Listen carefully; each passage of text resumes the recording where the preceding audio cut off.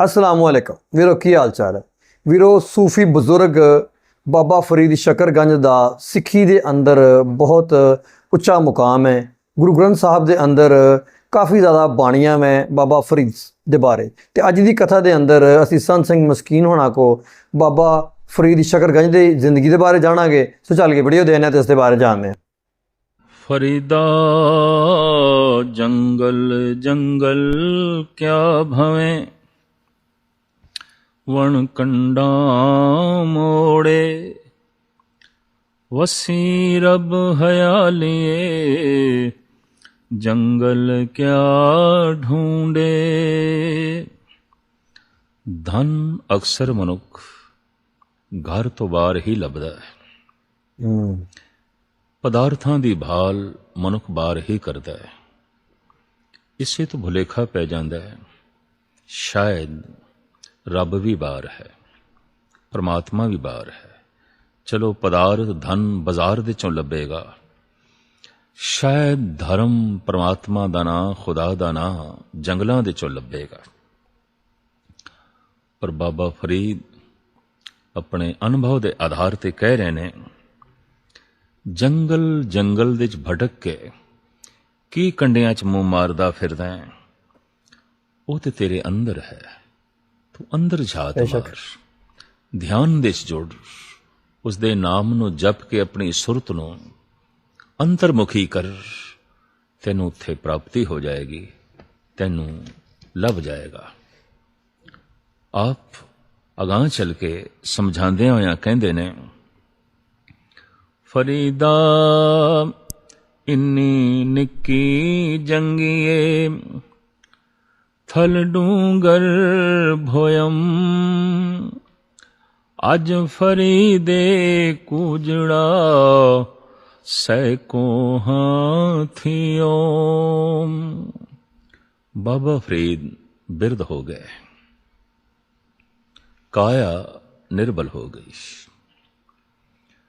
हथ कंबण लग पे, पैरां 'ਚ ਵੀ ਕੰਬੜੀ।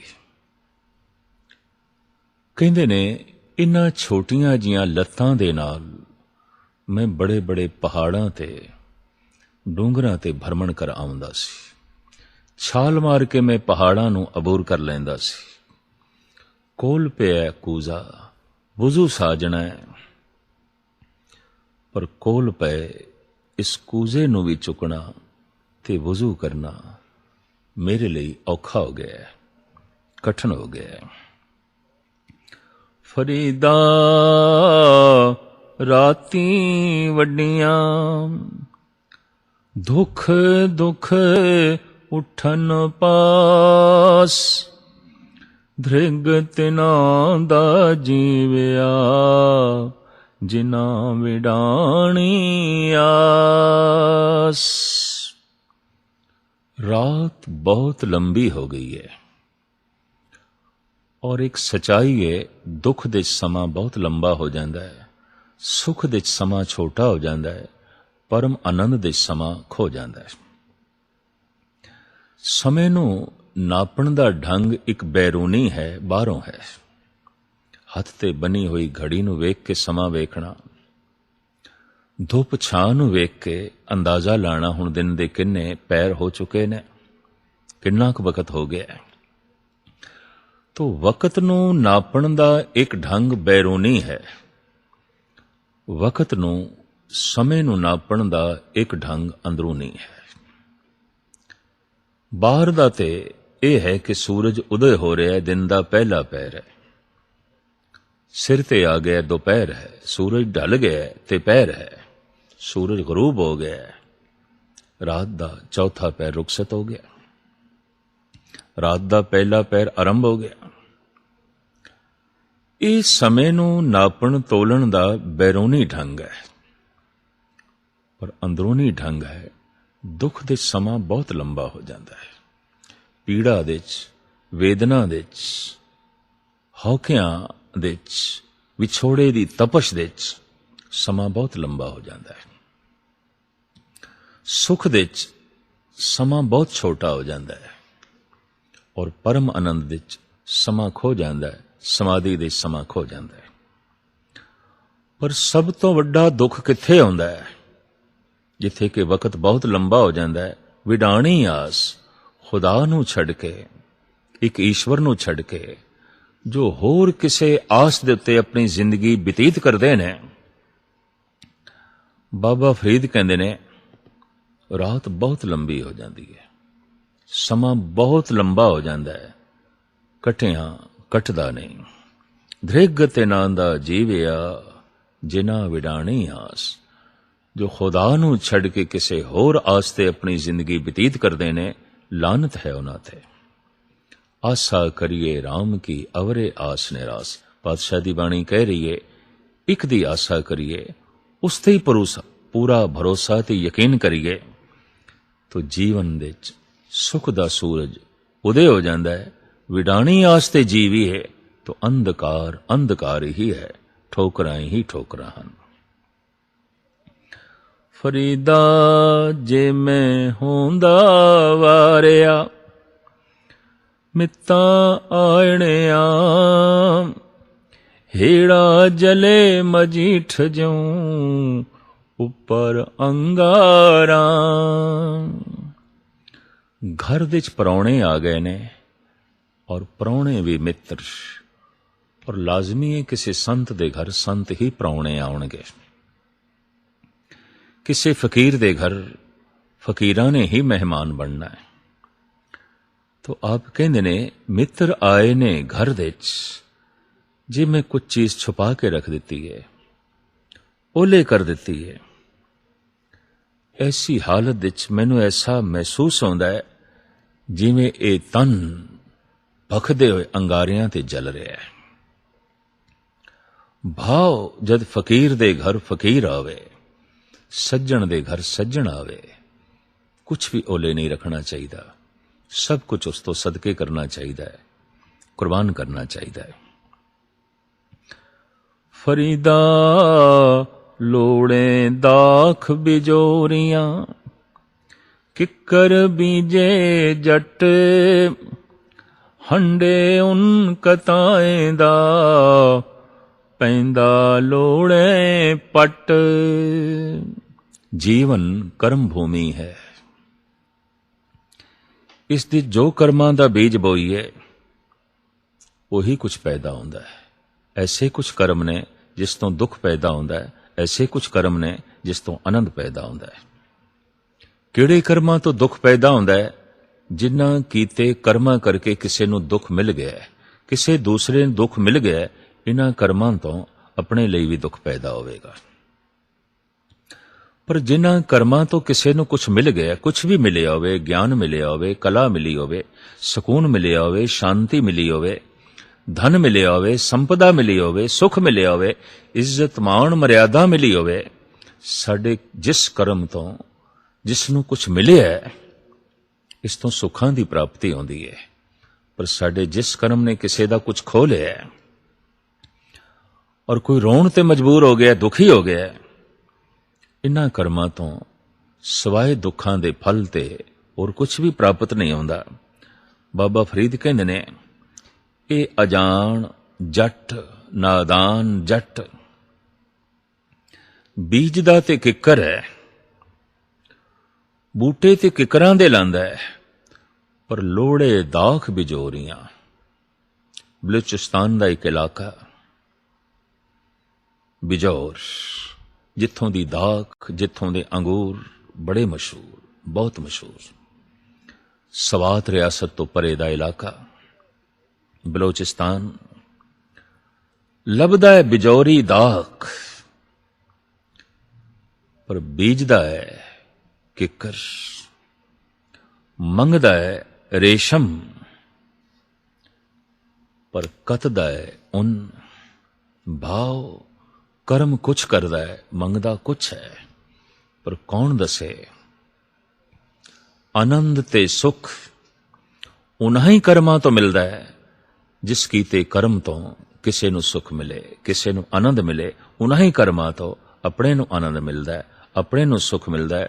ਕਿਸੇ ਨੂੰ ਸੁਖ ਦਿੱਤੇ ਬਿਨਾ ਸੁਖ ਪ੍ਰਾਪਤ ਕਰਨਾ ਬਹੁਤ ਔਖਾ ਹੈ, ਬਹੁਤ ਕਠਿਨ ਹੈ। ਬਾਬਾ ਫਰੀਦ ਇਸ ਸ਼ਲੋਕ ਦੇ ਰਾਹੀਂ ਇਹ ਕੁਝ ਸਮਝਾ ਰਹੇ ਨੇ। फरीदा गलिए चिक्कड़ दूर घर, नाल प्यारे ने चला ता भिजे कंबली, रहा ता टुटे ने। रस्ते च बारिश करके बहुत चिक्कड़ है, हर गली दे चिक्कड़ है, प्यारे नूं मिलण दी तांग है, चिक्कड़ चों लंघना बड़ा औखा है। और चिक्कड़ वजदा जा रहा है, वधदा जा रहा है, क्योंकि बारिश ज्यादा हो रही है, ज्यादा हो रही है। काश बैरूनी गलियां दे चिक्कड़ होवे तो मनुख किसी न किसी तरीके नाल लंघ के गली अबूर कर सकता है, पार कर सकता है। पर इंद्रियां दी गली दे चिक्कड़ होवे, अखां दे चिक्कड़ होवे, पर तिरिया वेखण दा, पर धन वेखण दा, ਕੰਨਾਂ ਦੇ ਚਿੱਕੜ ਹੋਵੇ ਪਰ ਨਿੰਦਾ ਸੁਣਨ ਦਾ, ਰਸਨਾ ਦੇ ਚਿੱਕੜ ਹੋਵੇ ਮਿੱਥਿਆ ਬੋਲਣ ਦਾ, ਔਰ ਇਸ ਤਰ੍ਹਾਂ ਮਨ ਦੇ ਚਿੱਕੜ ਹੋਵੇ ਗਲਤ ਸੋਚਣ ਦਾ, ਤਾਂ ਕਿਵੇਂ ਲੰਘਿਆ ਜਾਏ, ਕਿਵੇਂ ਬੰਦਗੀ ਕੀਤੀ ਜਾਏ। ਚੱਲਦਾ ਹਾਂ ਕੰਬਲੀ ਬਿਜਦੀ ਏ, ਭਾਵ जितना चलदा हाँ अंदर बारीकी ते पैदा होंदी है, पर उतनी ही अखां परतन ते प्रभावित होंदियां ने। मूर्ख मूढ़ मनुख इतना स्वप्न तो प्रभावित नहीं होंदा जितना सियाणा प्रभावित होंदा है। मूढ़ बंदा इतना संसार दे पदार्थां तो प्रभावित नहीं होंदा जितना एक सियाणा होंदा है। जितनी उसकी सियाणी अकल होंदी जाएगी, जितनी उसकी सोच शक्ति वधदी जाएगी, उतना ही ज्यादा उसदे ते संसार का प्रभाव पैंदा जाएगा, क्योंकि हर वस्तु की उसनूं समझ पैंदी जा रही है, हर वस्तु के रस का उसनूं पता चलता जा रहा है, और हर वस्तु उसनूं प्रभावित करती जा रही है। दुनिया दे स्वप्न तो प्रभावित चोटी दे महान आलम फाजिल ही होए ने। तो बाबा फरीद कहते ने, अगर मैं चलदा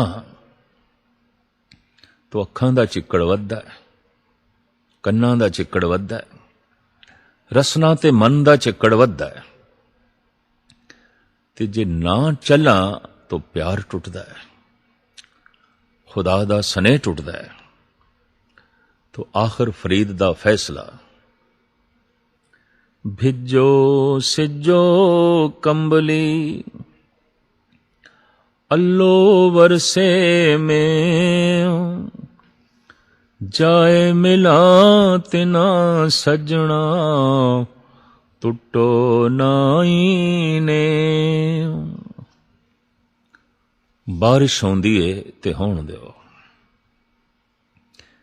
चिक्कड़ वधदा है ते वधण दिओ, और चिक्कड़ नाल ए कंबली, ए जीवन दा चोला लिबड़दा है ते लिबड़न दिओ। खुदा नूं याद करदियां संसार याद आउंदा है ते आण दिओ। परमात्मा नूं चेते करदियां अगर पदार्थ याद आउंदे न ते आउण दिओ। धर्म मंदिर विच जांदियां जे धन चेते आउंदा है ते आण दिओ। उस सोहणे खुदा परमात्मा नूं चेते करदियां जे संसार दा रूप रंग प्रभावित करदा है ते करन दिओ। तू चली जा, तू जपी जा, एक दिन चिक्कड़ चो लंघ जाएगा, एक दिन मिलाप हो जाएगा, और मिलाप दे होंदियां ही सारा चिक्कड़ पिछे रह जाएगा, सारे दुख संताप पिछे रह जाणगे। अपने अनुभव के आधार ते ये महान सूफी संत बाबा फरीद कह रहे ने कि अगर मनुख जपदा रहे, करदा रहे बंदगी, तो एक दिन इस चिक्कड़ नूं अबूर कर जाएगा और उस निर्मल सोने खुदा दी गोद दे जा बैठेगा। आप अगे चल के अपना अमर कलाम इन जो है पेश कर देने। फरीदा मैं भोलावा पगदा, मत मैली होए जाए, गहला रू न जाने सिर भी मिट्टी खाए। किसे खान ने, किसे पठान ने, जिसने बड़ी सोहनी दस्तार सजाई हुई सी,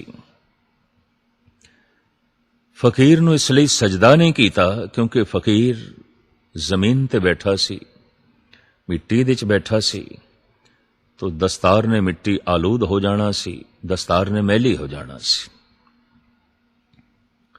तो मत्था नहीं टेकिया, कोल बैठ गया। फरीद कहंदे ने भोले मनुख नूं इतना ही नहीं पता, इतना ख्याल आया पग मैली हो जाएगी, पग नूं मिट्टी लिबड़ जाएगी, पर कौन दसे तू जिस सिर दे ते पग बनी है, एक दिन ते सिर नूं भी मिट्टी ने खा जाना है। ये सिर भी मिट्टी आलूद हो जाएगा, ये सिर भी मिट्टी हो जाएगा। ये सिर मिट्टी होवे, इस तो पहले तू किसी फकीर दे कदमां दी खाक बन, किसी फकीर दे कदमां दी मिट्टी बन, नहीं तो एक दिन मिट्टी हो जाएगा। अगर फकीर दे कदमां दी तो मिट्टी बन जाए तो अक्सीर बन जाएगा, महान हो जाएगा, नहीं तो एक दिन मिट्टी हो ही जाएगा। आप बड़े सोहने ढंग नाल सुचेत कर रहे हैं। फरीदा शक्कर खंड निवात गुड़, माखियो मांजा दुध, सभे वस्तु मिठियां, रब ना पुजन तुद। आप बारे एक बड़ी सुंदर गाथा है। आपने इस मार्ग ते जो तोरिया है, मां ने तोरिया है। ये ठीक है कि बाबा फरीद दा शाही खानदान नाल भी ताल्लुक है, पैगंबरी खानदान नाल भी ताल्लुक है। जिथे फर्क शाह काबुल दा बादशाह, उसदे आप भतीजे ने, उथे मोहम्मद शाह अब्दुल्ला जो हजरत अली दे शाही खानदान नाल ताल्लुक रखदा है, हजरत अली दा रिश्तेदार है, उसकी बच्ची मरियम जो जलालुद्दीन नूं व्याही गई और उसकी कुख तो आप जन्म लेंदे ने। तो इस तरह पैगंबरी घराने नाल ते शाही घराने नाल आप दा संबंध है। मां बड़ी सतोगुणी है, 7 साल दी आप दी उम्र है, बच्चियां च खेड रहे ने। मां आके कहंदी है, ऐ मेरे बच्चे, सवेरे खेडदा है, दोपहरे खेडदा है, शामी खेडदा है, कदी खुदा नूं भी याद कर लिया कर, नमाज भी पढ़ लिया कर। बच्चे दा भोला सुभाव, मां खुदा की देगा। बच्चा लैण दी भाषा जानदा है, देण दी नहीं। एक बच्चे कोल 5 खिडौने होवन, दूसरे कोल 1 होवे, ते सिर्फ इतना कह दईए, बेटा तेरे कोल 5 खिडौने ने, तू 1 उसनूं दे दे, तो ये बच्चा दूसरे दा 1 खोण दी ते कोशिश करेगा, अपने 5 दे चों 1 देण नूं राजी नहीं होवेगा। क्यों? देण दी भाषा जानदा ही नहीं, देण दा सुभाव अजे इस दे अंदर नहीं पैदा होया, खोण दा, लैण दा ही जज्बा है। खुदा की देवेगा। इस सादगी दी मूर्ति मां ने कहा, ऐ मेरे बच्चे, खुदा खंड देवेगा, खजूरां देवेगा, शहद देवेगा, घ्यो देवेगा, मझ दा दुध देवेगा, मिठाई देवेगा।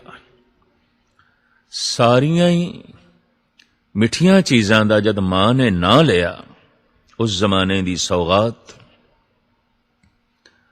फरीद दे मूंह विच पानी आ गया। मां तो फिर मैनू नमाज पढ़नी सिखा। मैं पढ़ांगा नमाज। 2 वक्त दी नमाज मां ने इस नूं पढ़नी सिखाई। फजर दी नमाज, ईशा दी नमाज, सवेर दी नमाज, शाम दी नमाज। वजू करके मुल्ला मुसल्ला विछा के नमाज जद पढ़न लगे, अखां मीट के मां ने मुसल्ले दे थल्ले खजूरां रख दित्तियां ने। नमाज पढ़न तो बाद जैसे मुसल्ला समेटदा है, थल्लों खजूरां मिलियां, कपड़े दे च लिपटियां होईयां, प्रसन्न हो गया। कहंदा खुदा ये ते नकद सौदा है, इधर नमाज पढ़ो, इधर खजूरां। विश्वास बच गया, भरोसा बच गया। शाम दी नमाज पढ़ी, मां ने थल्ले गुड़ रख दिता है। दूसरे दिन नमाज पढ़ी, मां ने थल्ले मिठाई रख दी। कदी कुछ रोज इस बच्चे नूं सवेरे शाम प्राप्त हो जाता है। और जितना प्राप्त होंदा जा रहा है, खुदाई विश्वास वधदा जा रहा है, वधदा जा रहा है, वधदा जा रहा है। अज एक अजीबो गरीब घटना घट गई। ईशा दी नमाज दा वकत, मां बिचारी पानी भरन गई सी। पुराना जमाना, खूह ते पानी भरन गई है। फरीद दे नमाज पढ़न दा वकत हो गया।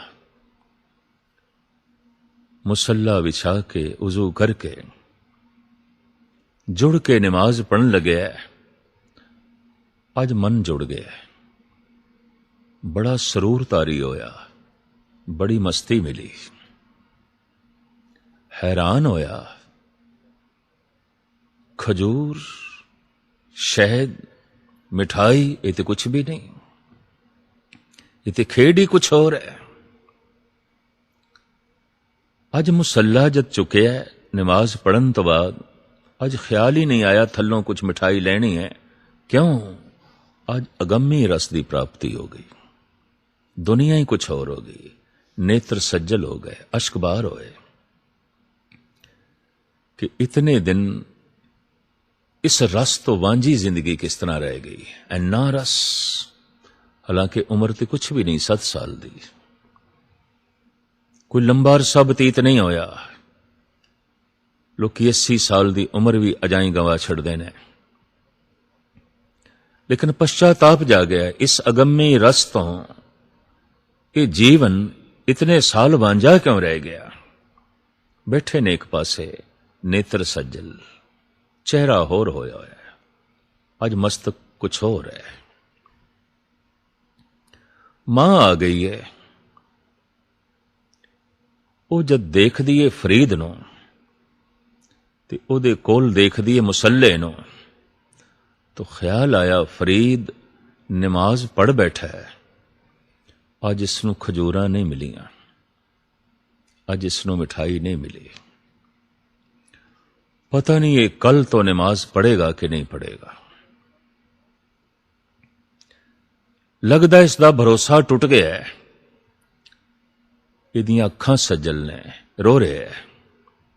मां एकदम अंदर भज्जी होई गई। थाल दे च शहद दी कटोरी रखी, लड्डू रखे, खजूरां रखियां,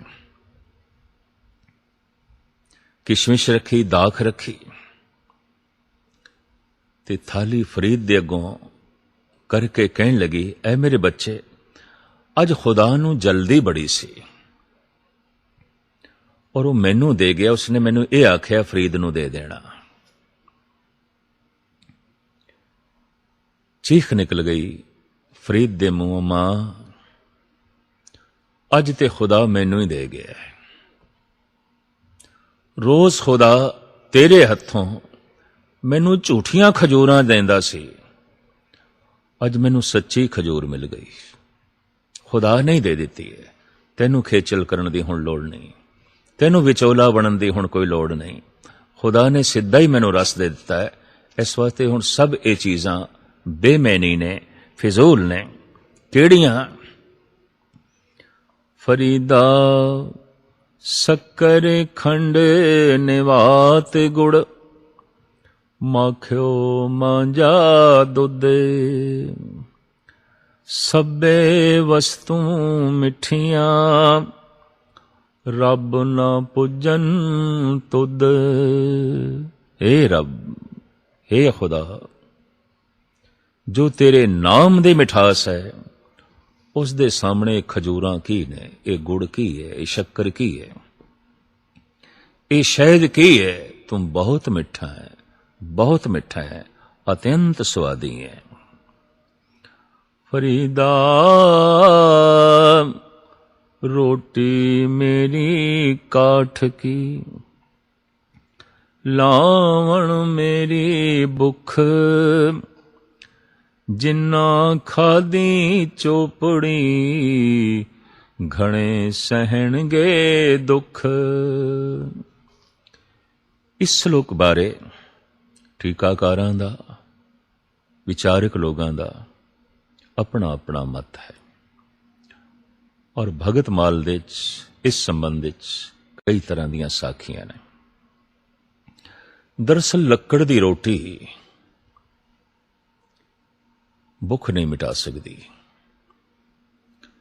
लक्कड़ दी रोटी नूं पेट ते बन के बाबा फरीद घुमदे रहे। इतनी सियाणी आत्मा, इतना दूर दृष्ट मनुख, इतनी बारीक बीन अकल ऐसा कर्म नहीं कर सकती।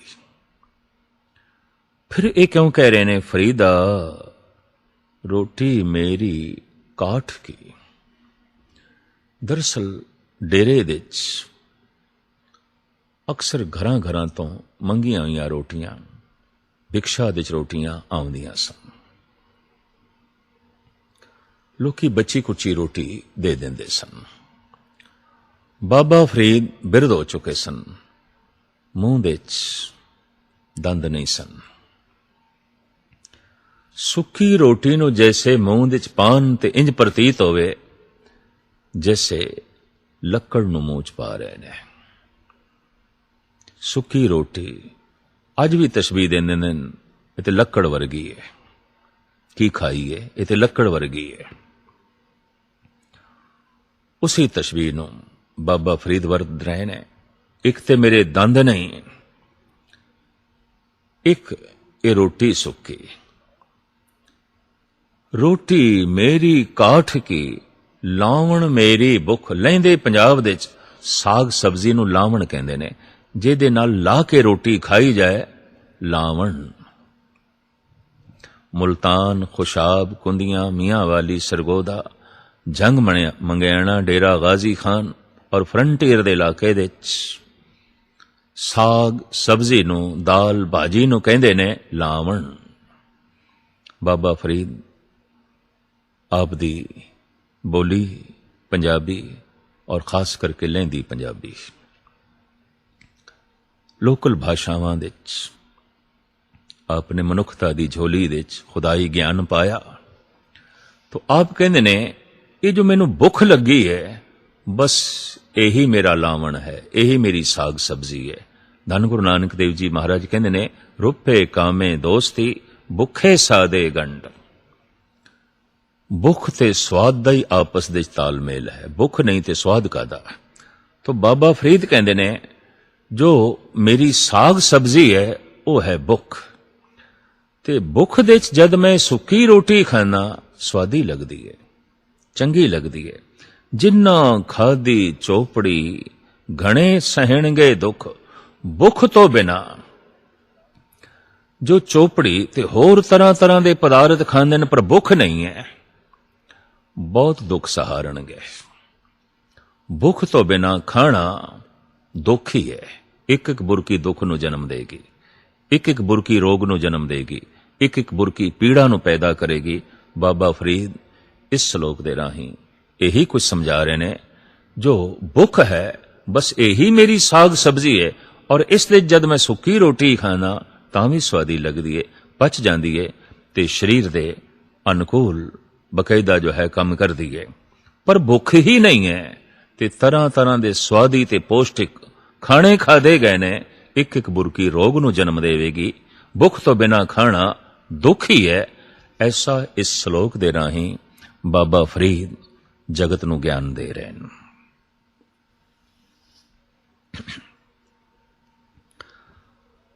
ਰੁੱਖੀ ਸੁੱਖੀ ਖਾਏ ਕੇ ਠੰਡਾ ਪਾਣੀ ਪੀਓ, ਫਰੀਦਾ ਦੇਖ ਪਰਾਈ ਚੋਪੜੀ, ਨਾ ਤਰਸਾਈ ਜੀਓ।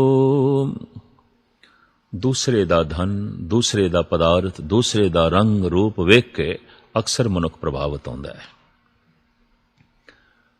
ਔਰ ਮਨ ਵਿੱਚ ਤ੍ਰਿਸ਼ਨਾ ਪੈਦਾ ਹੁੰਦੀ ਹੈ। ਮਨ ਦੇ ਸਾੜੇ ਵੀ ਪੈਦਾ ਹੁੰਦੇ ਨੇ, ਜੈਲਸੀ ਵੀ ਪੈਦਾ ਹੁੰਦੀ ਹੈ, ਜਲਨ ਵੀ ਪੈਦਾ ਹੁੰਦੀ ਹੈ। ਇਸ ਦੇ ਕੋਲ ਇਤਨਾ ਹੈ, ਮੇਰੇ ਕੋਲ ਨਹੀਂ ਹੈ।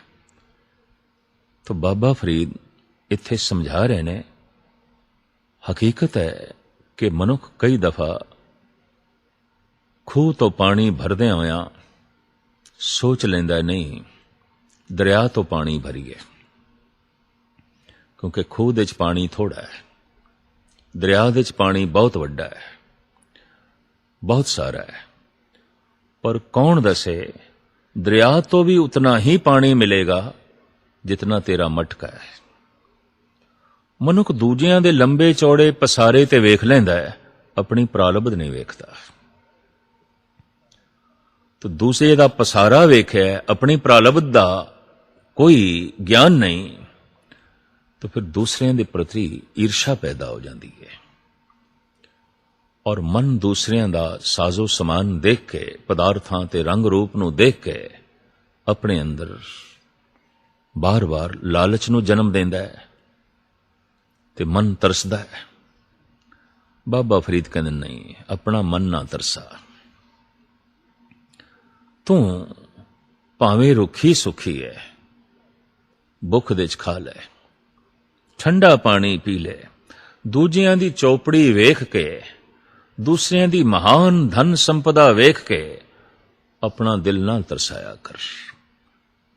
ਵੇਖ ਲਿਆ ਕਰ ਆਪਣੀ ਪ੍ਰਾਲਬਧ, ਨਾ ਵੇਖਿਆ ਕਰ ਦੂਜਿਆਂ ਦਾ ਧਨ ਤੇ ਰੂਪ। ਅਗਰ ਦੂਜਿਆਂ ਦਾ ਹੀ ਤੂੰ ਵੇਖਦਾ ਰਿਹਾ ਤਾਂ ਆਪਣੇ ਜੀ ਨੂੰ ਤਰਸਾਂਦਾ ਰਹੇਗਾ ਔਰ ਬੰਦਗੀ ਨਹੀਂ ਕਰ ਸਕੇਗਾ। ਅੱਜ ਨਾ ਸੁੱਤੀ ਕੰਤ ਸਿਉ, ਅੰਗ ਮੁੜੇ ਮੁੜ ਜਾਏ, ਜਾਏ ਪੁੱਛੋ ਸੁਹਾਗਣੀ, ਜਾਏ ਪੁੱਛੋ ਡੋਹਾਗਣੀ, ਤੁਮ ਕਿਉਂ ਰਹਿਣ ਵਿਹਾਏ। ਬੜਾ ਸੁੰਦਰ ਉਦਾਹਰਣ ਦਿੱਤਾ ਹੈ। ਇੱਕ ਦਿਨ ਕਿਧਰੇ ਬਾਬਾ ਫਰੀਦ ਨਮਾਜ਼ ਨਹੀਂ ਪੜ੍ਹ ਸਕੇ, ਸ਼ਾਮ ਦੀ ਬੰਦਗੀ ਨਹੀਂ ਕਰ ਸਕੇ। ਇੱਕ ਸਮੇਂ ਭੁਲਾ ਬੈਠੇ, ਰਾਤ ਨੂੰ ਸੌਣ ਲੱਗੇ, ਨੀਂਦ ਨਹੀਂ ਪੈਂਦੀ। ਪਛਤਾਵਾ, ਈਸ਼ਾ ਦੀ ਨਮਾਜ਼ ਕਿਉਂ ਨਹੀਂ ਪੜ੍ਹੀ, ਮੈਂ ਨਮਾਜ਼ ਕਿਉਂ ਭੁਲਾ ਦਿੱਤੀ, ਮੈਂ ਇੱਕ ਵਕਤ ਅਜਾਈ ਕਿਉਂ ਗਵਾ ਛੱਡਿਆ। ਤੋ ਉਦਾਹਰਣ ਦਿੰਦੇ ਨੇ, ਇੱਕ ਰਾਤ ਪਤੀ ਦਾ ਮਿਲਾਪ ਨਸੀਬ ਨਹੀਂ ਹੋਇਆ, ਅੱਜ ਨਾ ਸੁੱਤੀ ਕੰਤ ਸੌ, ਅੱਜ ਹੀ ਕੰਤ ਕੋਲ ਸੋਣਾ ਨਸੀਬ ਨਹੀਂ ਹੋਇਆ। ਅੰਗ ਮੁੜੇ ਮੁੜ ਜਾਏ, ਬਾਰ ਬਾਰ ਕਰਵਟਾਂ ਬਦਲ ਰਹੇ ਹਾਂ, ਨੀਂਦ ਨਹੀਂ ਆ ਰਹੀ, ਪਛਤਾਤਾਪ ਦਾ ਬੋਝ ਦਿਲ ਦਿਮਾਗ ਤੇ ਪਿਆ। ਜਾਏ ਪੁੱਛੋ ਡੋਹਾਗਣੀ, ਤੁਮ ਕਿਉਂ ਰਹਿਣ ਵਿਹਾਏ। ਪੁੱਛੋ ਉਹਨਾਂ ਡੋਹਾਗਣੀਆਂ ਕੋਲੋਂ ਜਿਨ੍ਹਾਂ ਨੇ ਕਦੀ ਨਮਾਜ਼ ਨਹੀਂ ਪੜ੍ਹੀ, ਕਦੀ ਖੁਦਾ ਨੂੰ ਯਾਦ ਨਹੀਂ ਕੀਤਾ, ਕਦੀ ਕੰਤ ਦੇ ਨਾਲ ਜੋ ਹੈ ਸੋਣਾ ਨਸੀਬ ਨਹੀਂ ਹੋਇਆ। ਇਹਨਾਂ ਦੀ ਰਾਤ ਕਿਵੇਂ ਬਤੀਤ ਹੁੰਦੀ ਹੈ, ਇਹਨਾਂ ਦਾ ਜੀਵਨ ਕਿਸ ਤਰ੍ਹਾਂ ਬਤੀਤ ਹੁੰਦਾ ਹੈ, ਇਹਨਾਂ ਦੀ ਜ਼ਿੰਦਗੀ ਕਿਸ ਤਰ੍ਹਾਂ ਲੰਘਦੀ ਹੈ। ਮੈਨੂੰ ਤੇ ਇੱਕ ਰਾਤ ਦਾ ਮਿਲਾਪ ਨਹੀਂ ਹੋਇਆ ਤੇ ਤੜਪਣਾ ਹੈ, ਕਰਵਟਾਂ ਦਾ ਬਦਲਣਾ ਹੈ। ਤੇ ਜਿਨ੍ਹਾਂ ਨੂੰ ਕਦੀ ਨਸੀਬ ਨਹੀਂ ਹੋਇਆ, ਉਹ ਕਿਵੇਂ ਆਪਣੀ ਜ਼ਿੰਦਗੀ ਕੱਟ ਰਹੀਆਂ ਨੇ, ਉਹ ਕਿਵੇਂ ਜੀਵਨ ਬਤੀਤ ਕਰ ਰਹੀਆਂ ਨੇ। ਬੰਦਗੀ ਤੋਂ ਹੀਣਾ ਜੋ ਜੀਵਨ ਬਤੀਤ ਕਰ ਰਿਹਾ ਹੈ, ਬਾਬਾ ਫਰੀਦ ਹੈਰਾਨ ਹੋ ਕੇ ਕਹਿੰਦੇ ਨੇ, ਕਿਸ ਤਰ੍ਹਾਂ ਉਹ ਜ਼ਿੰਦਗੀ ਬਤੀਤ ਕਰ ਰਿਹਾ ਹੈ। ਔਰ ਕਿਵੇਂ ਉਸ ਦੀ ਜ਼ਿੰਦਗੀ ਜੋ ਹੈ ਲੰਘ ਸਕਦੀ ਹੈ, ਆਪ ਹੈਰਾਨਗੀ ਨਾਲ ਇਸ ਤਰ੍ਹਾਂ ਦੀ ਪੁੱਛ ਕਰ ਰਹੇ ਨੇ। ਸਾਹੁਰੇ ਢੋਈ ਨਾ ਲਹੇ, ਪਈਏ ਨਾਈ ਥਾਉ, ਪਿਰਵਾਤੜੀ ਨਾ ਪੁੱਛਈ, ਧਨ ਸੁਹਾਗਣ ਨਾਉ। ਸਹੁਰੇ ਘਰ ਦੇ ਚ ਥਾਂ ਕੋਈ ਨਹੀਂ ਤੇ ਪੇਕੇ ਚ ਵੀ ਕੋਈ ਨਹੀਂ। ਭਾਵ ਲੋਕ ਤੋਂ ਇੱਕ ਦਿਨ ਟੁਰ ਜਾਣਾ ਹੈ, ਪਰ ਲੋਕ ਦਾ ਵਸੇਬਾ ਨਸੀਬ ਨਹੀਂ ਹੋਇਆ। ਪਰਮਾਤਮਾ ਨਾਲ ਬਣੇ ਨਹੀਂ ਔਰ ਪਦਾਰਥਾਂ ਨਾਲੋਂ ਇੱਕ ਦਿਨ ਟੁੱਟ ਜਾਣਾ ਹੈ। ਨਿਰੰਕਾਰ ਨਾਲ ਬਣੇ ਨਹੀਂ ਔਰ ਸੰਸਾਰ ਦਾ ਇੱਕ ਦਿਨ ਵਿਛੋੜਾ ਹੋ ਜਾਣਾ ਹੈ। ਭਾਵ ਸਹੁਰੇ ਘਰ ਦੇ ਚ ਥਾਂ ਕੋਈ ਨਹੀਂ, ਪੇਕੇ ਘਰ ਦੇ ਚ ਵੀ ਥਾਂ ਕੋਈ ਨਹੀਂ। ਪਤੀ ਨੇ ਕਦੀ ਪੁੱਛਿਆ ਤੱਕ ਨਹੀਂ, ਤੂੰ ਕੌਣ ਹੈ? ਧਨ ਸੁਹਾਗਣ ਨਾ, कैसा तू फकीर है, कैसा तू भगत है। परमात्मा दे घर तेरा वसेबा हो नहीं सकिया ते संसार दे तेरा वसेबा हो नहीं सकेगा। परमात्मा नाल तेरी सांझ बनी नहीं, कैसा तू भगत है, कैसा तू दरवेश है, ये फकीरी कैसी। आप इस ते हैरानगी प्रगट कर रहे हैं। इस श्लोक दा कोई भाव गलत ना ले लवे तो अगे चल के साहिब श्री गुरु नानक देव जी महाराज दा पावन श्लोक है। आप कहते ने, साहुरे पइए कंत की, कंत अगम अथाओ, नानक सो सुहागणी, जो भावे बेपरवाओ। सौरा घर, पेका घर जो कंत दी बनी हुई है, किड़े कंत दी? जो अगम है, अथाह है, इंद्रियां दी पहुंच तो परे है, बड़ा गहरा है। वो सुहागणी है ਜਿਹੜੇ ਉਸ ਅਗਮ ਅਥਾਹ ਬੇਪਰਵਾਹ ਪ੍ਰਮਾਤਮਾ ਨੂੰ ਭਾ ਜਾਂਦੀ ਹੈ, ਚੰਗੀ ਲੱਗ ਜਾਂਦੀ ਹੈ। ਮਨੁੱਖ ਦੇ ਵਸ ਦੀ ਕੀ ਗੱਲ। ਕੋਸ਼ਿਸ਼ ਕਰਦਾ ਹੈ ਮਨੁੱਖ ਪ੍ਰਭੂ ਨੂੰ ਪਿਆਰਾ ਹੋ ਜਾਵਾਂ, ਕੋਸ਼ਿਸ਼ ਕਰਦਾ ਹੈ ਮਨੁੱਖ ਲੋਕ ਸਵਰ ਜਾਏ। ਲੋਕ ਦੇ ਚ ਥਾਂ ਕੋਈ ਨਹੀਂ, ਪਰ ਲੋਕ ਸਵਰਿਆ ਕੋਈ ਨਹੀਂ, ਪਰਮਾਤਮਾ ਨਾਲ ਸਾਂਝ ਨਹੀਂ ਬਣੀ। तो धन गुरु नानक देव जी महाराज कहते ने, वो परमात्मा अगम है, अथाह है, बेपरवाह है। इते जिहड़ी उसनों भा जाए बस ओही सुहागणी है, जो नहीं भाई ओही ढुआगणी है। ये फैसला परमात्मा ते है, ये फैसला फकीर ते नहीं है, ये फैसला अकाल पुरख ते है, ये फैसला भगत ते नहीं है। दरअसल कहते यही रहे ने बाबा फरीद भी, पर अर्थ करन लग्या भुलेखा ना पै जाए। धन गुरु नानक देव जी महाराज इसनू बड़े सोहने ढंग नाल खोलदे ने। बाबा फरीद अगां इसनू इंज बयान करदे ने, नाती धोती संबई, सुती आए न चिंदे, फरीदा रही सो बेड़ी हिंग दी, गई कथूरी गंदे। इशनान भी कर लिया, सुंदर बस्तर भी पहन ले, हार श्रृंगार भी कर लिया, कस्तूरी दी सुगंध भी ला लई, सब कुछ हार श्रृंगार सोना करके फिर सौ गई, गहरी नींद सौ गई। तो संबंध जोड़न लई ते जागृति चाहिदी है, ये ते सौ गई। तो फिर की होया, वो सुगंध भी उड़ गई, ਕੱਪੜਿਆਂ 'ਚ ਵੀ ਸਲੋਟਾਂ ਪੈ ਗਈਆਂ, ਸ਼ਿੰਗਾਰ ਵੀ ਬੇਢੰਗਾ ਹੋ ਗਿਆ ਔਰ ਰਾਤ ਐਵੇਂ ਲੰਘ ਗਈ। ਕਰਮਕਾਂਡ ਮਨੁੱਖ ਨੇ ਸਾਰਾ ਕੀਤਾ, ਸਾਰਾ ਕਰਮਕਾਂਡ ਕੀਤਾ। ਤੀਰਥਾਂ ਦਾ ਰਟਨ ਕੀਤਾ, ਵਰਤ ਰੱਖੇ, ਦੇਵੀ ਦੇਵਤਿਆਂ ਨੂੰ ਮਨਾਇਆ। ਦੂਸਰੇ ਪਾਸੇ ਜਾਈਏ, ਰੋਜ਼ੇ ਰੱਖੇ, ਹਜ ਕੀਤਾ। ਪੂਰੀ ਸ਼ਰਅ ਦੇ ਮੁਤਾਬਕ ਆਪਣੀ ਜੀਵਨੀ ਬਤੀਤ ਕੀਤੀ, ਆਪਣੀ ਜ਼ਿੰਦਗੀ ਬਤੀਤ ਕੀਤੀ, ਲੇਕਿਨ ਰਹੇ ਅਚੇਤ ਸੁਚੇਤ ਨਹੀਂ ਹੋ ਸਕੇ। ਪਰਮਾਤਮਾ ਦਾ ਕੋਈ ਗਿਆਨ ਨਹੀਂ ਮਿਲ ਸਕਿਆ ਤੇ ਨਾ ਹੀ ਉਸ ਦਾ ਕੋਈ ਚਿੰਤਨ ਕੀਤਾ। ਸਿਰਫ ਉਪਰੋਕਤ ਕਰਮਕਾਂਡ ਦੇ ਵਿੱਚ, ਸਿਰਫ ਬੇਰੋਨੀ ਕਰਮਕਾਂਡ ਦੇ ਵਿੱਚ ਆਪਣੀ ਜ਼ਿੰਦਗੀ ਬਤੀਤ ਕਰ ਦਿੱਤੀ। ਤਾਂ ਇੱਕ ਦਿਨ ਕੀ ਆਉਂਦਾ ਹੈ, ਕਰਮਕਾਂਡ ਕਰਦਿਆਂ ਕਰਦਿਆਂ ਮਨੁੱਖ ਕਰਮਕਾਂਡ ਤੋਂ ਤੇ ਉਕਤਾ ਜਾਂਦਾ ਹੈ ਔਰ ਉਸ ਪਰਮਾਤਮਾ ਦੀ ਪ੍ਰਾਪਤੀ ਤੋਂ ਵਾਂਝਾ ਰਹਿ ਜਾਂਦਾ ਹੈ। ਭਾਵ ਸ਼ਿੰਗਾਰ ਹੈ ਪਰਮਾਤਮਾ ਦੇ ਮਿਲਾਪ ਲਈ। ਸ਼ਿੰਗਾਰ ਸਿਰਫ ਸ਼ਿੰਗਾਰ ਲਈ ਨਹੀਂ ਹੈ, ਕਰਮਕਾਂਡ ਹੈ ਪਰਮਾਤਮਾ ਤੱਕ ਪਹੁੰਚਣ ਵਾਸਤੇ। ਕਰਮਕਾਂਡ ਕੋਈ ਪਹੁੰਚ ਨਹੀਂ ਹੈ। ਸ਼ਰਅ ਹੈ ਖੁਦਾ ਤੱਕ ਪਹੁੰਚਾਉਣ ਲਈ। ਸ਼ਰਅ ਆਪਣੇ ਆਪ ਦੇ ਵਿੱਚ ਖੁਦਾ ਤੋਂ ਬਿਨਾ ਕੁਝ ਵੀ ਨਹੀਂ। ਖੁਦਾ ਨਾਲ ਜੋੜ ਦਈਏ ਤਾਂ ਸ਼ਰਅ ਮਹਾਨ ਹੈ। ਦਰਅਸਲ ਬਾਬਾ ਫਰੀਦ ਇਸ ਪਾਵਨ ਸ਼ਲੋਕ ਦੇ ਰਾਹੀਂ ਇਹ ਜਗਤ ਨੂੰ ਸੰਦੇਸ਼ ਦੇ ਰਹੇ ਨੇ। ਜੋ ਬਨ ਜਾਂਦੇ ਨਾ ਡਰਾਂ, ਜੇ ਸੈ ਪ੍ਰੀਤ ਨ ਜਾਏ। ਫਰੀਦਾ ਕਿਤੀ ਜੋ ਬਨ ਪ੍ਰੀਤ ਬਿਨ, ਸੁੱਕ ਗਏ ਕੁਮਲਾਏ।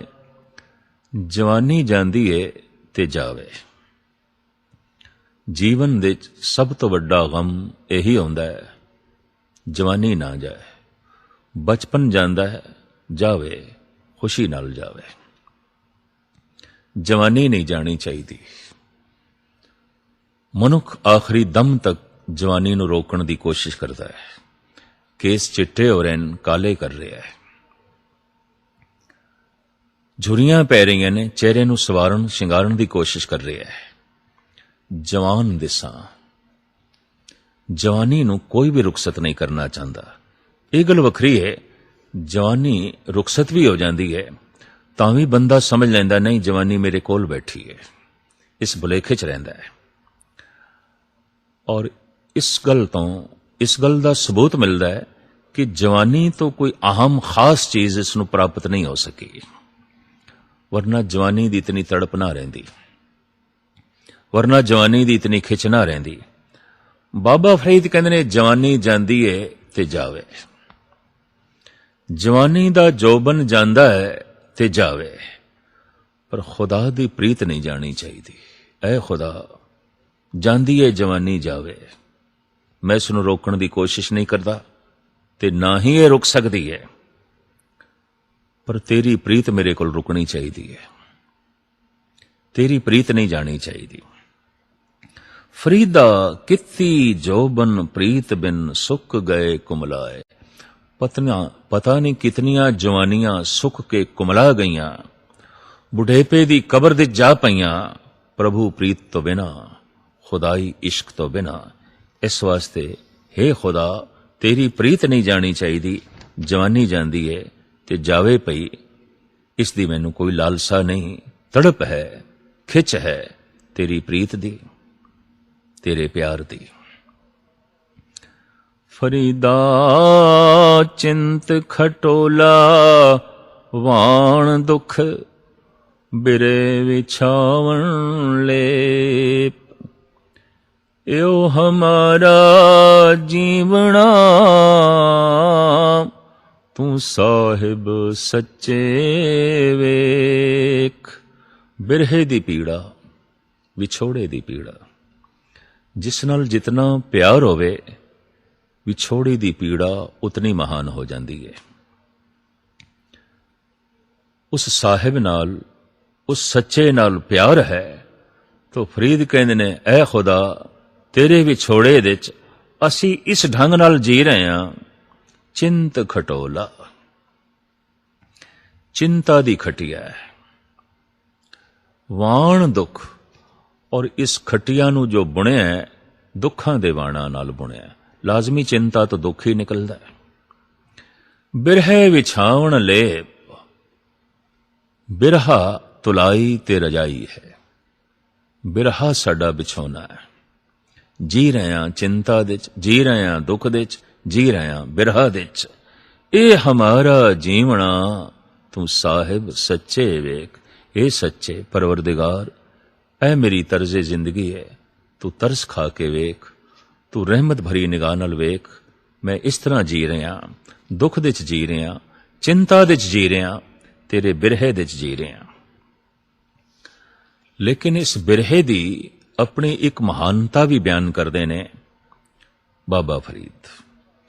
ਬਿਰਹਾ ਬਿਰਹਾ ਆਖੀਏ, ਬਿਰਹਾ ਤੂੰ ਸੁਲਤਾਨ। ਫਰੀਦਾ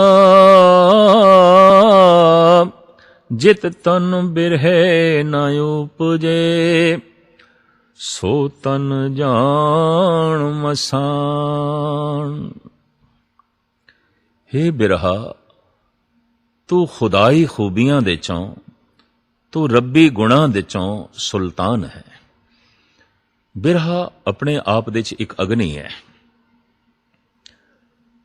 ਜੈਸੇ ਤਨ ਦੇ ਚ ਅਗਨੀ ਹੈ, ਜਠਰ ਅਗਨੀ, ਔਰ ਇਹ ਤਨ ਨੂੰ ਜ਼ਿੰਦਾ ਰੱਖਦੀ ਹੈ। ਮੁਰਦੇ ਦੀ ਪਹਿਚਾਣ ਹੈ, ਇਸ ਦੇ ਹੱਥ ਪੈਰ ਠੰਡੇ ਪੈ ਗਏ ਨੇ, ਠੰਡਾ ਹੋ ਗਿਆ, ਅਗਨੀ ਨਹੀਂ ਰਹੀ। ਮਨ ਵੀ ਜ਼ਿੰਦਾ ਰਹਿੰਦਾ ਹੈ ਅਗਨੀ ਨਾਲ, ਔਰ ਉਹ ਅਗਨੀ ਹੈ ਤ੍ਰਿਸ਼ਨਾ ਦੀ। ਹਰ ਵਕਤ ਮਨ ਵਿੱਚ ਤ੍ਰਿਸ਼ਨਾ ਦੀ ਅਗਨ ਰਹਿੰਦੀ ਹੈ। ਭਗਤ ਲੋਗ, ਫਕੀਰ ਲੋਗ ਇਸ ਤ੍ਰਿਸ਼ਨਾ ਦੀ ਅਗਨੀ ਨੂੰ ਹੀ ਬਿਰਹੇ ਦੀ ਅਗਨ ਵਿੱਚ ਬਦਲ ਦਿੰਦੇ ਨੇ। ਤ੍ਰਿਸ਼ਨਾ ਹੈ ਸੰਸਾਰ ਦੀ, ਬਿਰਹੇ ਹੈ ਨਿਰੰਕਾਰ ਦਾ। ਤ੍ਰਿਸ਼ਨਾ ਹੈ ਪਦਾਰਥਾਂ ਦੀ, ਬਿਰਹਾ ਹੈ ਪਰਮਾਤਮਾ ਦਾ। तो बिरहा तो एक अग्नि है। तृष्णा दी अगन तमाम दैवी गुणां नूं जला के खाक कर देंदी है। इस वास्ते तृष्णालु मनुख दे अंदर कोई भी गुण नहीं होंदा। बिरहे दी अगन औगुणां नूं जला के खाक कर देंदी है। इस वास्ते बिरही मनुख दे अंदर कोई भी अवगुण नहीं होंदा, उसदा हिरदा शुद्ध होंदा है। इस वास्ते कुछ सूफी संतां ने ते इंज भी कह दिता है, ऐ खुदा तेरा वसल नसीब नहीं तो ना सही, तू नहीं मिलदा ते ना सही, कम से कम तेरा बिरहा ते रवे, तेरा विछोड़ा ते रवे, तेरे बिरहे दी तड़पण ते रवे। या रब दुआए वसल ना हरगिज कबूल हो, फिर दिल में क्या रहेगा जो हसरत निकल गई। ए प्रभु ए हसरत ते रहन ही दे, ए बिरहा ते रहन दे। एक कोई बिरहा है जिस दे च दुख होंदियां होयां भी सुख है, बड़ा रस है। इस वास्ते बिरही मनुखा ने ऐसा भी कह दिता है, ऐ खुदा नहीं मिलदा ते ना सही, कम से कम अपना बिरहा रहन दे।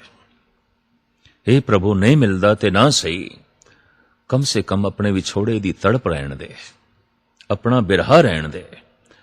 और ये बिरहा रब्बी गुणां दे चों, दैवी गुणां दे चों बाबा फरीद कहंदे सुल्तान है, बादशाह है, सिरमौर है। फरीदा जित तन बिरहे ना उपजे, सो तन जान मसान। जिस मनुख दे अंदर ए रब्बी बिरहा, ये खुदाई तड़प नहीं पैदा हुई, समझ लो ते शमशान घाट है। क्यों? शमशान दे मुर्दा जलाए जांदे ने, ते जिस हिरदे दे बिरहे दी अगन नहीं, उत्थे तृष्णा दी अगन है। और तृष्णा दी अगन दे जिंदा मनुख जलदे ने, जिंदा लाशां जलदियां ने, जिंदा मनुख जलदे ने। और वो चलदा फिरदा शमशान घाट है जिस दे अंदर तृष्णा है, हर वक्त जल रहा होंदा है। तृष्णा दी अगन उसदी शांति नूं जला के भस्म कर देंदी है। तृष्णा दी अगन बर्दाश्त दा मादा नहीं रहन देंदी। तृष्णा दी अगन ਧੀਰਜ ਨਹੀਂ ਰਹਿਣ ਦਿੰਦੀ। ਤ੍ਰਿਸ਼ਨਾ ਦੀ ਅਗਨ ਸਮਦ੍ਰਿਸ਼ਟੀ ਨਹੀਂ ਰਹਿਣ ਦਿੰਦੀ। ਤ੍ਰਿਸ਼ਨਾ ਦੀ ਅਗਨ ਦਇਆ ਨੂੰ ਨਹੀਂ ਰਹਿਣ ਦਿੰਦੀ। ਸਾਰੇ ਦੈਵੀ ਗੁਣਾਂ ਨੂੰ ਜਲਾ ਕੇ ਖਾਕ ਕਰ ਦਿੰਦੀ ਏ। ਔਰ ਇਹ ਅਗਨ ਹਰ ਵਕਤ ਜਲਦੀ ਰਹੇ ਤਾਂ ਮਨੁੱਖ ਚਲਦਾ ਫਿਰਦਾ ਸ਼ਮਸ਼ਾਨ ਘਾਟ ਹੀ ਬਣ ਕੇ ਰਹਿ ਜਾਂਦਾ ਹੈ। ਤਾਂ ਬਾਬਾ ਫਰੀਦ ਕਹਿੰਦੇ ਨੇ, ਜਿਸ ਮਨੁੱਖ ਦੇ ਅੰਦਰ ਵੀ ਇਹ ਬਿਰਹੇ ਦੀ ਅਗਨ ਨਹੀਂ ਪੈਦਾ ਹੋਈ, ਸਮਝ ਲਓ ਉਹ ਮਸਾਨ ਹੈ, ਉਹ ਸ਼ਮਸ਼ਾਨ ਘਾਟ ਹੈ। ਫਰੀਦਾ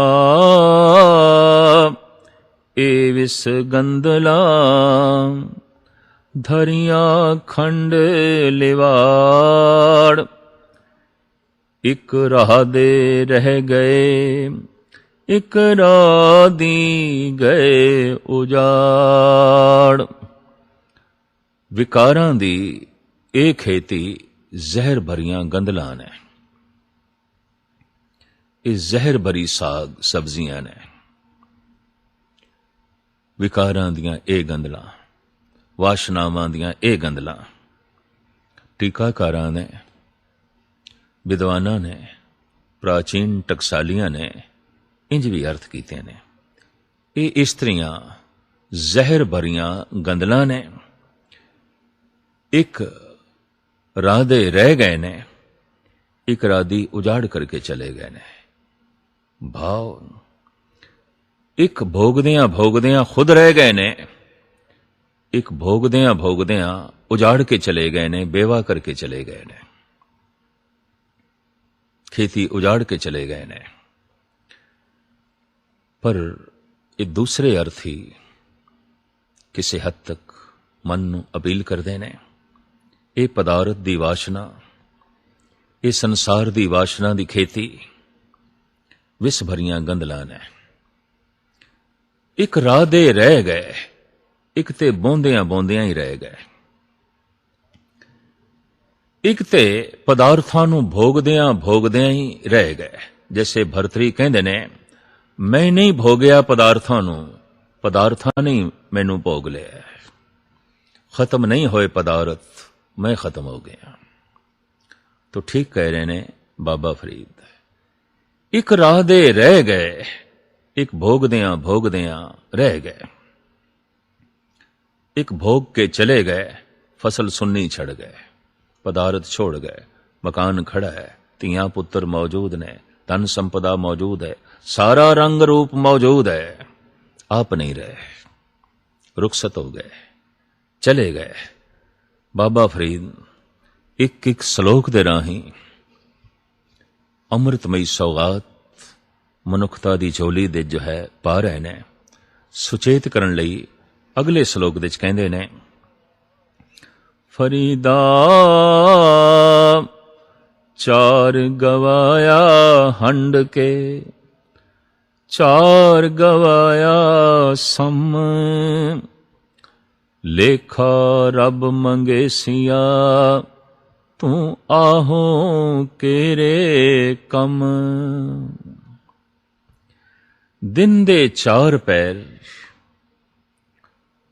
तू कम करके तरह तरह दे पदार्थां नूं हंडा के गंवाया। रात दे चार पैर तू सौ के गवाए। पर यह हिसाब किताब ते रब ने मंगना है। तू किस लिए इस जगत दे च आया सी, इस दुनिया दे च किस लिए आया सी? तेरी जिंदगी दा लक्ष्य की सी? सिर्फ सोना, सिर्फ पदार्थां दा भोगना?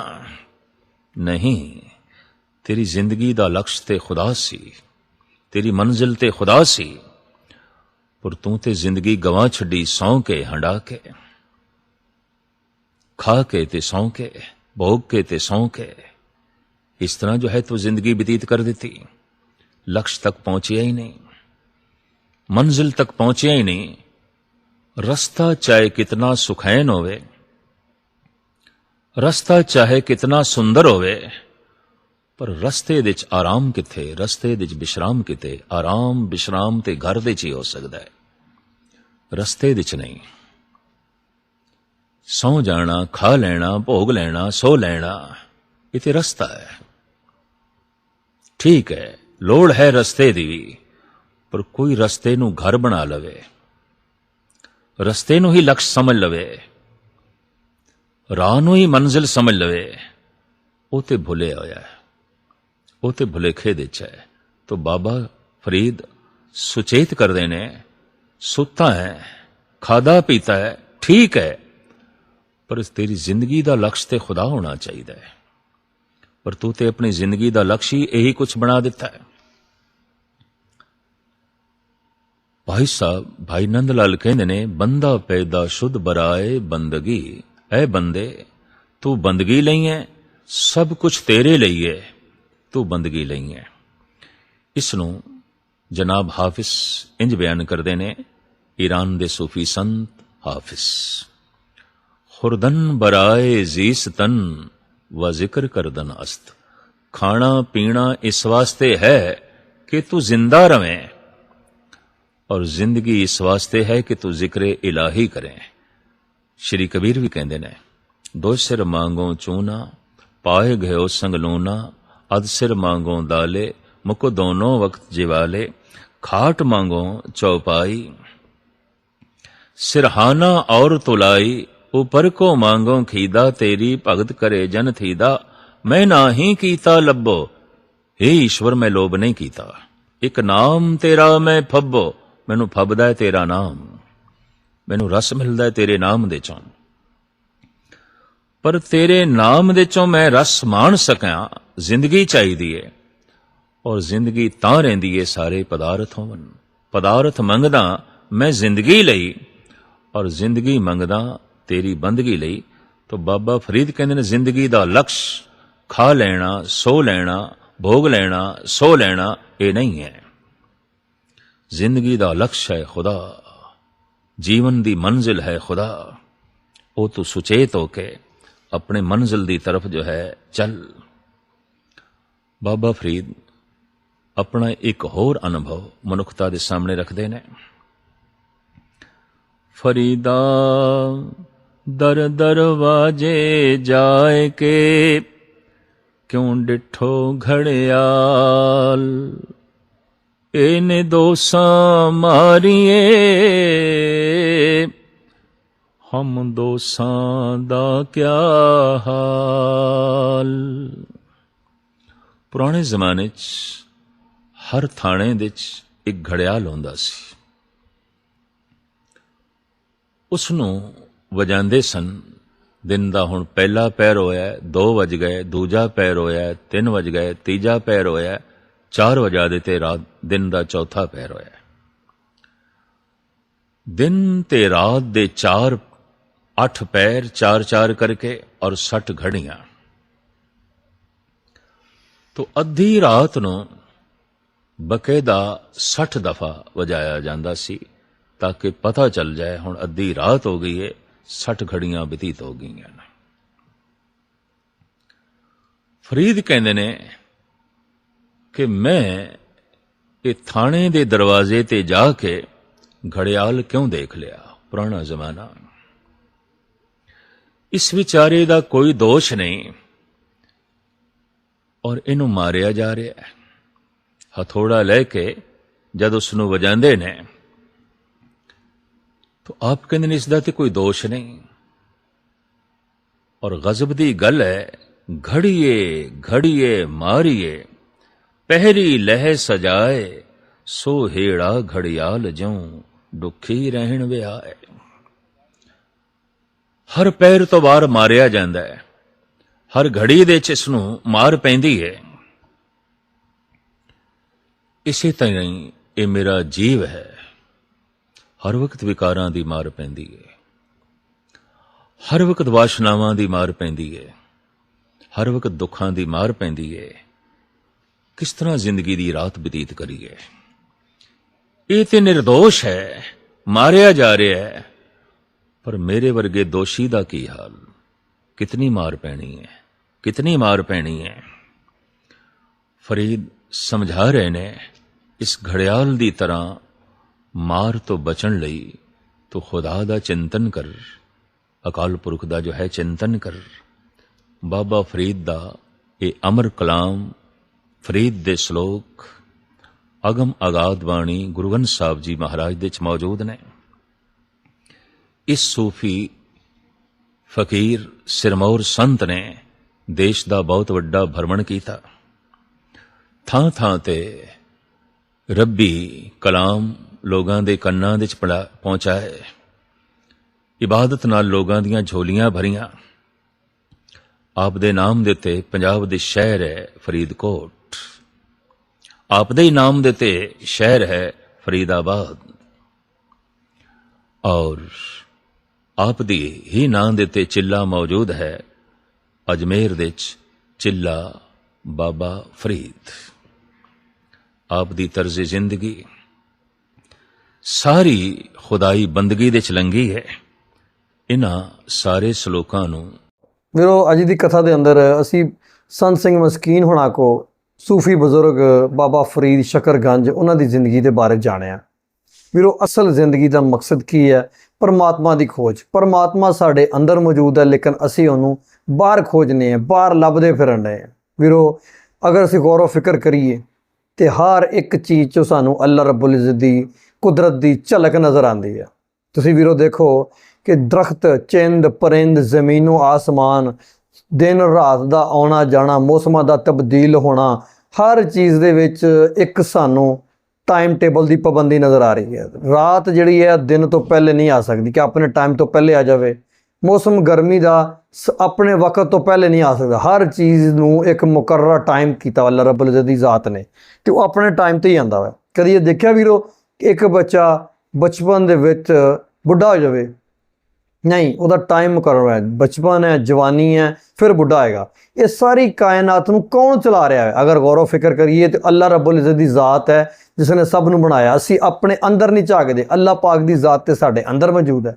ਜਦੋਂ ਸਾਨੂੰ ਇਸ ਚੀਜ਼ ਦਾ ਯਕੀਨ ਹੋ ਗਿਆ, ਜਦੋਂ ਅਸੀਂ ਇਸ ਚੀਜ਼ ਨੂੰ ਪਾਲਿਆ ਤੇ ਵੀਰੋ ਫਿਰ ਅਸੀਂ ਅੱਲਾ ਰੱਬੁਲ ਇੱਜ਼ਤ ਦੇ ਮਾਰਗ ਤੇ ਚੱਲ ਪਾਂਗੇ। ਕੋਈ ਬੰਦਾ ਗੁਨਾਹ ਨਹੀਂ ਕਰੇਗਾ। ਜਦੋਂ ਗੁਨਾਹ ਕਰਾਂਗੇ ਸਾਨੂੰ ਪਤਾ ਅੱਲਾ ਰੱਬੁਲ ਇੱਜ਼ਤ ਦੀ ਜ਼ਾਤ ਸਾਨੂੰ ਦੇਖ ਰਹੀ ਹੈ। ਅਸੀਂ ਉਸ ਗੁਨਾਹ ਤੋਂ ਪਿੱਛੇ ਹਟ ਜਾਵਾਂਗੇ, ਅਸੀਂ ਉਹਦੇ ਮਾਰਗ ਤੇ ਚੱਲ ਪਾਂਗੇ। ਅਸੀਂ ਉਹ ਕੰਮ ਕਰਾਂਗੇ ਜਿੰਨਾ ਅੱਲਾ ਰੱਬੁਲ ਇੱਜ਼ਤ ਦੀ ਜ਼ਾਤ ਸਾਡੇ ਤੋਂ ਰਾਜ਼ੀ ਹੋ ਜਾਵੇ। ਤੇ ਵੀਰੋ ਇਹ ਜ਼ਿੰਦਗੀ ਜਿਹੜੀ ਹੈ, ਇਹ ਜਵਾਨੀ, ਇਹ ਰੂਪ, ਇਹ ਤਾਕਤ, ਇਹ ਪਾਵਰ, ਇਹ ਸਦਾ ਨਹੀਂ ਰਹਿਣੀ। ਇਹਨੇ ਇੱਕ ਦਿਨ ਚਲੇ ਜਾਣਾ ਹੈ। ਜਿਸ ਤਰ੍ਹਾਂ ਬਾਬਾ ਫਰੀਦ ਕਹਿੰਦੇ ਆ ਕਿ ਪਹਿਲੇ ਮੈਂ ਪਹਾੜਾਂ ਦੇ ਪਹਾੜ ਚੜ੍ਹ ਜਾਂਦਾ ਸੀ ਤੇ ਹੁਣ ਮੇਰੀਆਂ ਲੱਤਾਂ 'ਚ ਇੰਨਾ ਜ਼ੋਰ ਨਹੀਂ ਹੈ ਕਿ ਮੈਂ ਲਾਗੇ ਪਿਆ ਕੂਜ਼ੇ ਨਾਲ ਆਪਣਾ ਵਜ਼ੂ ਕਰ ਲਵਾਂ। ਵੀਰੋ ਇਹ 4 ਦਿਨ ਦੀ ਜਵਾਨੀ ਹੈ, ਇਹਦੇ ਤੇ ਮਾਣ ਨਾ ਕਰੋ। ਕਿਸੇ ਨਾਲ ਜ਼ੁਲਮ, ਜ਼ਿਆਦਤੀ, ਧੱਕਾ ਨਾ ਕਰੋ। ਇਸ ਜਵਾਨੀ ਨੂੰ ਜ਼ਾਇਆ ਨਾ ਕਰੋ, ਬਲਕਿ ਅੱਲਾ ਪਾਕ ਦੇ ਮਾਰਗ ਤੇ ਚੱਲੋ, ਲੋਕਾਂ ਦੀ ਮਦਦ ਕਰੋ, ਲੋਕਾਂ ਦੀ ਸੇਵਾ ਕਰੋ ਤਾਂ ਕਿ ਅੱਲਾ ਪਾਕ ਤੁਹਾਡੇ ਵਾਸਤੇ ਆਸਾਨੀਆਂ ਪੈਦਾ ਕਰੇ। ਫਿਰ ਤੁਹਾਨੂੰ ਕਿਸ ਤਰ੍ਹਾਂ ਲੱਗੀ ਅੱਜ ਦੀ ਕਥਾ? ਕਮੈਂਟ ਕਰਕੇ ਆਪਣੀ ਕੀਮਤੀ ਰਾਏ ਦਾ ਹਾਲ ਲਾਜ਼ਮੀ ਕਰਨਾ। ਆਪਾਂ ਢੇਰ ਸਾਰਾ ਖਿਆਲ ਰੱਖਣਾ, ਦੁਆਵਾਂ ਯਾਦ ਰੱਖਣਾ। ਅੱਲਾ ਹਾਫਿਜ਼।